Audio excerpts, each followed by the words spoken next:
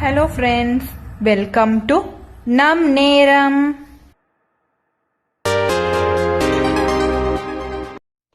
இன்னைக்கு நம்ம பார்க்க போறது ஜப்பான் ஸ்டூடெண்ட் விசா.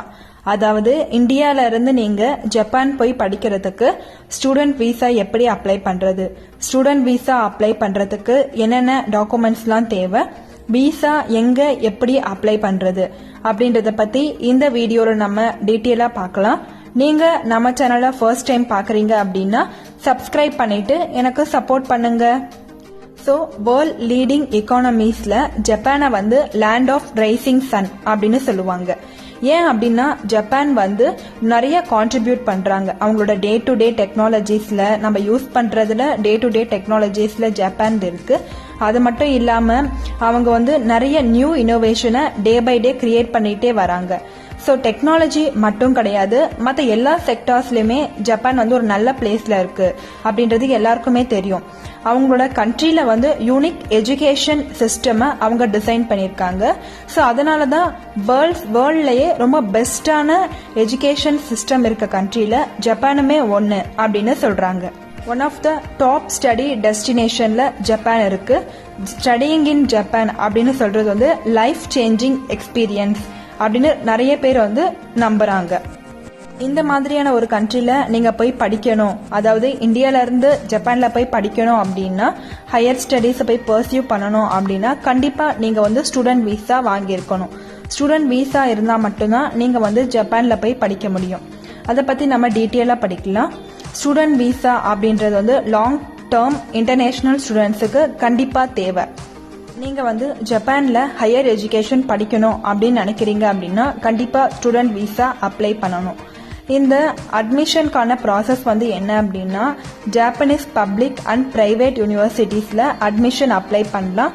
அது கூடவே ஸ்டடி விசாக்கு ஜாப்பனீஸ் கவர்மெண்ட் வந்து free visa policies for several நேஷன்ஸ்க்கு வச்சிருக்காங்க. வேற ஏதாவது பர்பஸ்க்கு போறீங்க, அதாவது டூரிசம், விசிட்ஸ், கான்ஃபரன்ஸ் அப்படின்னா ஃப்ரீ விசா பாலிசிஸ் கிடைக்கும். பட் நீங்க படிக்க போறீங்க, graduate, post graduate, masters degree in Japan அப்படின்னா கண்டிப்பா ஸ்டூடெண்ட் விசா எடுத்திருக்கணும். இந்த ஸ்டூடெண்ட் விசா வந்து இன்டர்நேஷனல் ஸ்டூடெண்ட்டை ஜாப்பனீஸ் எஜுகேஷன் இன்ஸ்டிடியூஷன்ல படிக்கிறதுக்கு அலோவ் பண்ணும். நெக்ஸ்ட் செகண்ட் வந்து என்ன அப்படின்னா, இன்டர்நேஷனல் அப்ளிகன்ஸ் வந்து ஜப்பான்ல மோர் தென் 6 months ஸ்டே பண்ணணும் அப்படின்னா கண்டிப்பா ஸ்டூடெண்ட் விசா எடுத்திருக்கணும். ஸ்டூடெண்ட் விசா இருந்தா மட்டும்தான் நீங்க ஜப்பான்ல இன்டர்நேஷனல் ஸ்டூடெண்ட்ஸ் வந்து பார்ட் டைமா ஒர்க் பண்ணவும் முடியும். அது மட்டும் இல்லாம நீங்க வந்து இந்த ஸ்டூடெண்ட் விசா வச்சிருக்கீங்க அப்படின்னா Japanese health care and financial சர்வீஸையும் யூஸ் பண்ணிக்க முடியும். ஜப்பான்ல வந்து இன்டர்நேஷனல் ஸ்டூடெண்ட்ஸ் வந்து can change study visas to full time employment விசாவாகவும் நீங்க சேஞ்ச் பண்ணிக்கலாம். ஸோ இவ்வளோ நேரம் நம்ம வந்து ஜப்பான் ஸ்டூடெண்ட் விசானா என்ன அப்படின்றத பத்தி பார்த்துருப்போம். இப்போ நம்ம வந்து ஜப்பான் ஸ்டூடெண்ட் விசா அப்ளை பண்றதுக்கு என்னென்ன டாக்குமெண்ட்ஸ்லாம் தேவை அப்படின்றத பத்தி இந்த வீடியோல நம்ம டீட்டெயிலா பார்க்கலாம். ஃபர்ஸ்ட் வந்து student visa application form. Second வந்து உங்களோட வேலிட் பாஸ்போர்ட். உங்களோட பாஸ்போர்ட் வந்து at least 6 months validity beyond the state.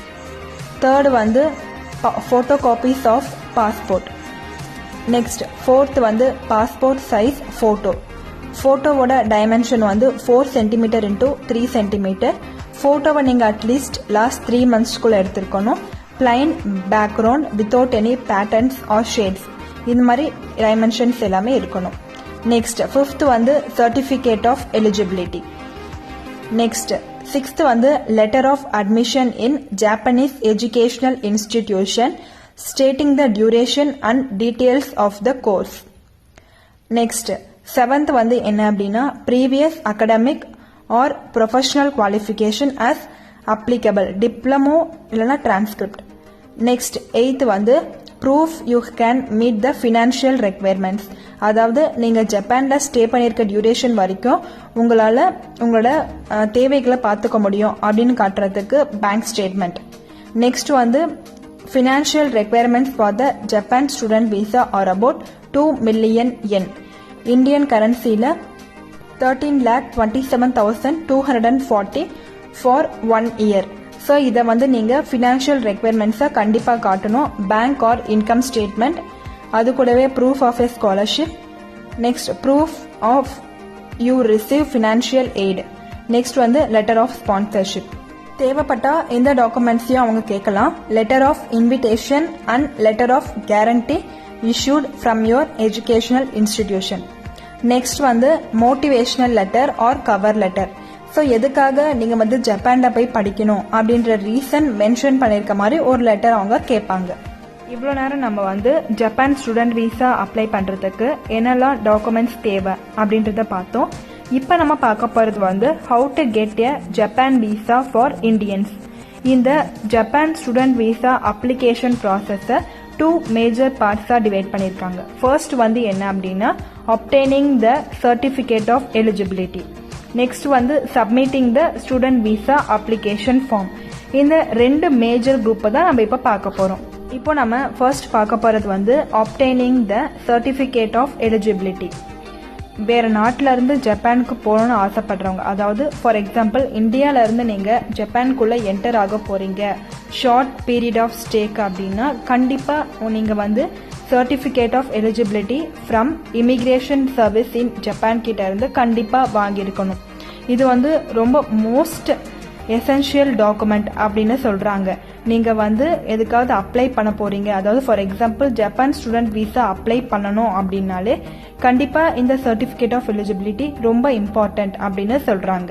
இன்னொரு முக்கியமான விஷயம் என்ன அப்படின்னா சர்டிஃபிகேட் ஆஃப் எலிஜிபிலிட்டி வந்து விசாவை விட டிஃப்ரெண்ட் அப்படின்னு சொல்கிறாங்க. பட் ஸ்டூடெண்ட் வந்து ஜப்பானில் என்டர் ஆகணும் அப்படின்னு நினைக்கிறாங்க, வேறு நாட்டில் இருந்து ஸ்டூடெண்ட்ஸ் ஜப்பானுக்கு போகணும் அப்படின்னா கண்டிப்பாக இந்த சர்டிஃபிகேட் ஆஃப் எலிஜிபிலிட்டியை கண்டிப்பாக அவங்க வாங்கணும். அது மட்டும் இல்லாமல் உங்கள் அகடமிக் இன்ஸ்டிடியூஷன், நீங்கள் எந்த அகடமிக் இன்ஸ்டிடியூஷனுக்கு அப்ளை பண்ணுறீங்களோ அவங்க வந்து இன்சார்ஜ் எடுத்திருப்பாங்க for providing you with this documents. So அதுக்கு நீங்கள் அந்த இன்ஸ்டிடியூஷன் கிட்ட என்னென்ன டாக்குமெண்ட்ஸ் தேவையோ எசென்ஷியல் டாக்குமெண்ட்ஸும் அப்ளிகேஷன் ஃபீஸையும் பிஃபோர் ஹெட்டே நீங்கள் கொடுத்துட்டீங்க அப்படின்னா இந்த சர்டிஃபிகேட் ஆஃப் எலிஜிபிலிட்டியை அவங்க உங்களுக்கு வாங்கி கொடுப்பாங்க.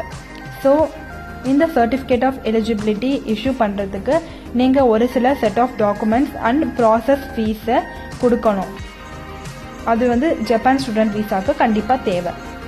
இப்போ நம்ம செகண்ட் பார்க்க போகிறது வந்து applying for the Japan student visa. Once உங்களுக்கு வந்து certificate of eligibility and necessary documents இருக்குது அப்படின்னா நீங்கள் வந்து ஜப்பான் ஸ்டூடெண்ட் விசாக்கு அப்ளை பண்ண வேண்டியது தான். அதை பற்றி டீட்டெயிலான அப்ளிகேஷன் ப்ராசஸ் பற்றி பார்க்கலாம். ஃபர்ஸ்ட் ஸ்டெப் வந்து நீங்கள் அஃபிஷியல் வெப்சைட்டை விசிட் பண்ணி அங்கேருந்து அப்ளிகேஷன் ஃபார்ம் ஃபார் ஸ்டூடெண்ட் விசாவும் சர்டிஃபிகேட் ஆஃப் எலிஜிபிலிட்டி ஃபார்மும் டவுன்லோட் பண்ணிக்கலாம். செகண்ட் ஸ்டெப் வந்து சர்டிஃபிகேட் ஆஃப் எலிஜிபிலிட்டிக்கு ஃபர்ஸ்ட் அப்ளை பண்ணணும். ஆல்ரெடி நான் சொன்னேன் இல்லைங்களா, ஒரு சில செட் ஆஃப் டாக்குமெண்ட்ஸ் கேட்பாங்க இன்ஸ்டிடியூட்டுக்கு, அதை நீங்கள் அப்ளை பண்ணணும். நெக்ஸ்ட் தேர்ட் ஸ்டெப் வந்து ஒன்ஸ் உங்களுக்கு சர்டிஃபிகேட் ஆஃப் எலிஜிபிலிட்டி வந்துடுச்சு அப்படின்னா நீங்கள் வந்து ஸ்டூடெண்ட் விசா அப்ளிகேஷன் ஃபார்மை ஃபில் பண்ணிவிட்டு நெக்ஸ்ட் வந்து என்னென்ன இம்பார்ட்டன்ட் டாக்குமெண்ட்ஸ் கேட்குறாங்களோ அந்த டாக்குமெண்ட்ஸ் எல்லாத்தையுமே சப்மிட் பண்ணணும். நெக்ஸ்ட் ஃபோர்த் ஸ்டெப் வந்து விசா அப்ளிகேஷன் ஃபார்மை சப்மிட் பண்ணிட்டீங்க அப்படின்னா, அதாவது தேவையான நெசசரி டாக்குமெண்ட்ஸ் கூட விசா அப்ளிகேஷன் ஃபார்ம் சப்மிட் பண்ணிட்டீங்க அப்படின்னா கொஞ்ச நாளுக்கு ப்ராசஸ் ஆகும். அதாவது ஸ்டூடெண்ட் விசா ப்ராசஸ் ஆகி உங்களுக்கு வந்து ஜப்பான் ஸ்டூடெண்ட் விசா வந்துடும். இந்த ஜப்பான் ஸ்டூடெண்ட் விசா ப்ராசஸ் ஆகி வரதுக்கு மேக்ஸிமம் 5 to 10 ஒர்க்கிங் டேஸ் தான் ஆகும். பட் உங்களோட சர்டிஃபிகேட் ஆஃப் எலிஜிபிலிட்டி ப்ராசஸ் ஆகி வரதுக்கு மேபி 3 months வரைக்கும் கூட ஆகலாம். இப்போ நம்ம ஜப்பான் ஸ்டூடெண்ட் விசாவோட டியூரேஷன் பற்றி பார்க்கலாம். நீங்கள் ஜாப்பனீஸ் பார்டர் ஸ்டூடெண்ட்டாக என்டர் ஆகணும் அப்படின்னா ரைட் டைப் ஆஃப் விசாவை நீங்கள் கண்டிப்பாக வச்சுருக்கணும். அதுக்கு வந்து 2 different types of Japan visa for Indians இருக்கு. Short stay visa, long stay visa அப்படின்னு இருக்கு. ஸோ உங்களுக்கு எந்த டியூரேஷன் பொறுத்து வேணும் அப்படின்றத பார்த்து நீங்கள் எடுத்துக்கலாம். ஃபர்ஸ்ட் வந்து short stay visa less than are exactly 90 டேஸ்க்கு கொடுப்பாங்க. லாங் ஸ்டே விசா வந்து மோர் தென் 90 டேஸ்க்கு அவங்க வந்து கொடுப்பாங்க. நீங்கள் வந்து உங்களோட கோர்ஸோட டியூரேஷன் பார்த்துட்டு உங்களுக்கு எந்த விசா தேவை அப்படின்னு நீங்கள் வந்து அப்ளை பண்ணிக்கலாம். நெக்ஸ்ட் இப்போ நம்ம பார்க்க போகிறது வந்து working with Japan student visa. Japan study visa வச்சுக்கிட்டு நீங்கள் வந்து ஜப்பானில் ஒர்க் பண்ண முடியாது. நீங்கள் ஜப்பானில் ஒர்க் பண்ணணும் அப்படின்னா நீங்கள் வந்து லோக்கல் இமிக்ரேஷன் ஆஃபீஸில் இருந்து ஒர்க் பர்மிட் கண்டிப்பாக வாங்கி ஆகணும். அந்த ஒர்க் பர்மிட் வாங்கினாலுமே நீங்கள் வந்து ஸ்டூடெண்ட் விசா ஹோல்டர்னு தான் சொல்லுவாங்க. உங்களை மேக்ஸிமம் பர் வீக்குக்கு வந்து 28 ஹவர்ஸ்க்கு மேலே ஒர்க் பண்ண விட மாட்டாங்க. இந்த வீடியோவில் நம்ம இந்தியாவிலேருந்து ஜப்பான் போய் படிக்கிறதுக்கு ஜப்பான் ஸ்டூடெண்ட் விசா எப்படி அப்ளை பண்ணுறது, ஜப்பான் ஸ்டூடெண்ட் விசா அப்ளை பண்ணுறதுக்கு என்னென்ன டாக்குமெண்ட்ஸ்லாம் தேவை, அது மட்டும் இல்லாமல் ஸ்டூடெண்ட் விசா வாங்குறதுக்கு என்ன எலிஜிபிலிட்டிலாம் இருக்குது, இந்த ஸ்டூடெண்ட் விசாவை எங்கே எப்படி அப்ளை பண்ணுறது அப்படின்றத பற்றி டீட்டெயிலாக பார்த்துருக்கோம். இந்த மாதிரி நிறைய வீடியோஸ் ஆல்ரெடி நம் நேரம் யூடியூப் சேனலில் இருக்குது.